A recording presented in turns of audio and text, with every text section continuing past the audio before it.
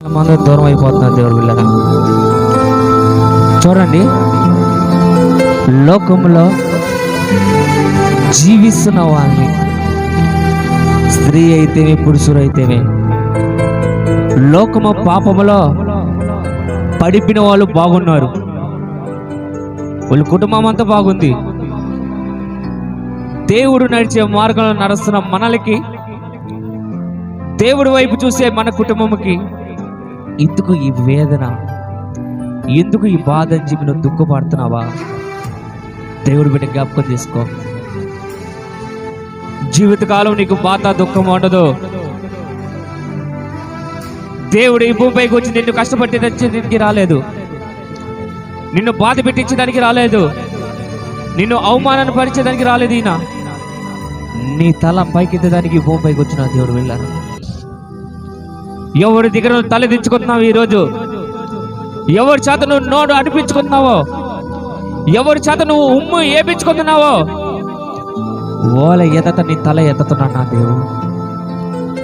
ఆయన పైన నమ్మకం ఉంచు. నువ్వు ఈ వారము ఆయన పైన విశ్వాసించు.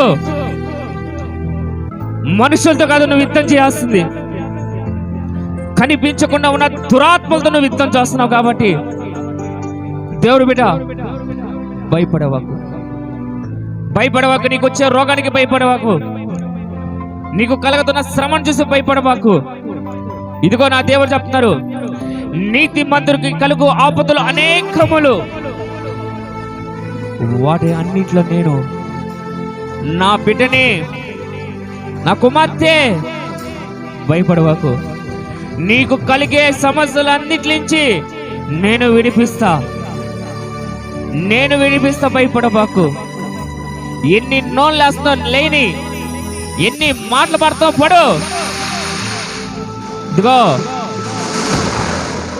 నీకు ఎవరు దయ చూపించినా చూపించకపోయినా, నా దయ, నా కృప, నా కనికరం, నా జాలి నీకు శాశ్వతముగా నీకు అనుగ్రహిస్తున్నా.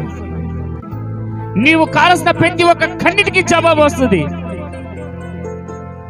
దించుకో, తల దించుకో. నేను ఎత్తుతా నీ తల. ఎవరికి అంతులేనంత ఎత్తుకు నేను తల ఎత్తుతా. కనపరుస్తున్నా, నేను నిన్ను కనపరుస్తా. భయపడవాక నా కుమార్తె, భయపడవాక. నీ తండ్రి నేనున్నగా, యూద గోత్రమ సింహమైన నీ తండ్రి నేను ఉండగా, నీ పైకి లేచే నోన్ని నేను మూపిస్తా. దావీదును చూడు, దానియేలును చూడు. దానియేలు సింహము బోనులో వేసిన సింహము నోల్ని మూసివేసివేనను. అలాగే నీ పడవా, భయపడవా.